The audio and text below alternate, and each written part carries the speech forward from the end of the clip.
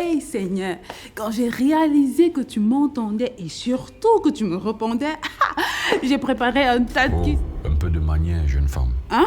Pardon? Quand vous entrez chez quelqu'un, qu'est-ce que vous faites? Seigneur, tu me vous vois maintenant? Voilà. Marre-toi. Quand toi tu vas chez quelqu'un, ou plutôt quand quelqu'un vient chez toi, ou dans ton bureau, qu'est-ce qu'il fait d'abord? Bah, il me salue.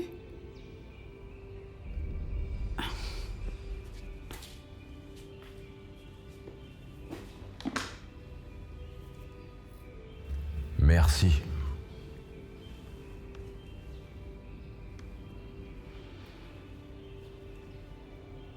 Mais Seigneur, quand on fait ça, ça te plaît vraiment?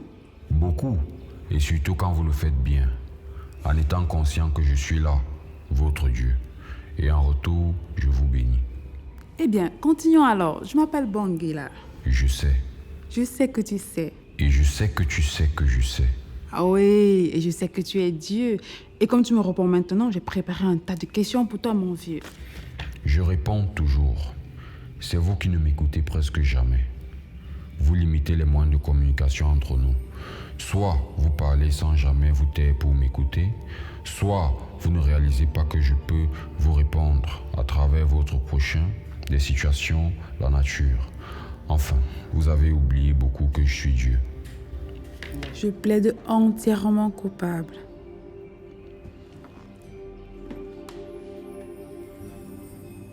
J'espère que tu sais quand même que tes réponses peuvent assez souvent prêter à confusion.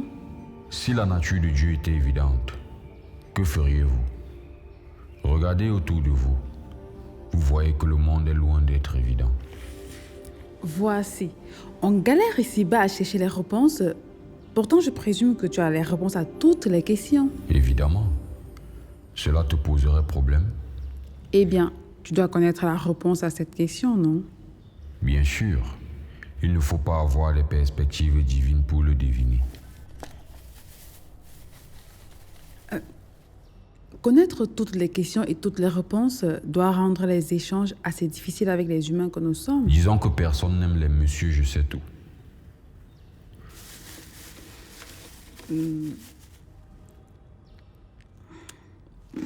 Gars, ne t'inquiète pas.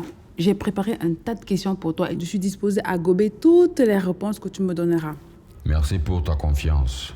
Mais dis-moi, que ferais-tu si quelqu'un que tu reçois à ton bureau se mettait à manger ou grignoter? La personne aura perdu la tête ou quoi? Je vais... Au fait, Seigneur, c'est moi qui suis venue te poser la question, non, mon frère? Oui, ma sœur, je t'écoute. Ma sœur? Si tu m'appelles subitement ton frère, c'est que tu es... Tu sais, ici sur Terre, et particulièrement au Cameroun, à un moment donné, on appelle tout le monde mon frère.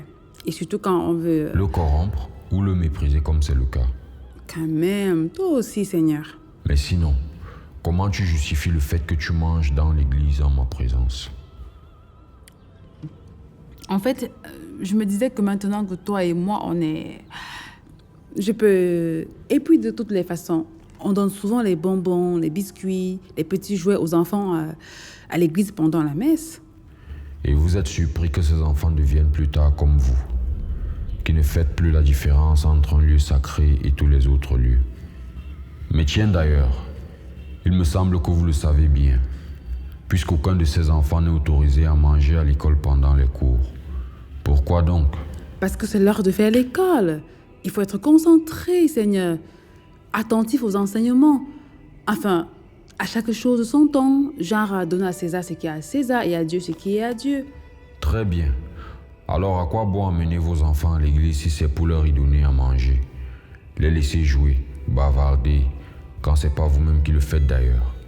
Plutôt que de leur apprendre à maintenir leur attention sur moi, Dieu, que je suppose que vous venez chercher avec vos enfants. Là, je ne sais quoi te répondre. Peut-être il faut d'abord répondre à cette question. Pourquoi et pour qui vas-tu à l'église?